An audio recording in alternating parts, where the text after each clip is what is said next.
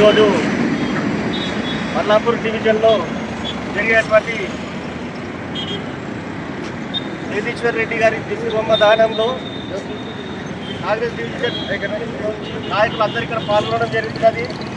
ముఖ్యంగా ఒక దళిత స్పీకర్ అయినటువంటి ప్రసాద్ కుమార్ గారి పైన మరి దారుణంగా అనుచిత వ్యాఖ్యలు చేసిన జగదీశ్వర్ రెడ్డి గారిని మాజీ మంత్రి టీఆర్ఎస్ ఎమ్మెల్యే అయినటువంటి జగదీశ్వర్ రెడ్డి గారిని ఇమీడియట్గా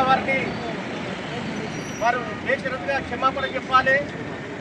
ఈరోజు మనం గత ప్రభుత్వం ముందు నుంచి చూస్తున్నాము. ఒక దళిత ముఖ్యమంత్రి చేస్తున్న కేసీఆర్ గారు పేర్కోవడము, మరి ఈరోజు ఒక దళితుడు అయినటువంటి మన ప్రసాద్ కుమార్ గారు స్పీకర్ చైర్లో ఉన్నందుకు వాళ్ళకి నచ్చక వారు ఒక దళిత స్పీకర్ని చాలా చిన్న చూపుగా మాట్లాడము చాలా బాధాకరమైన విషయము.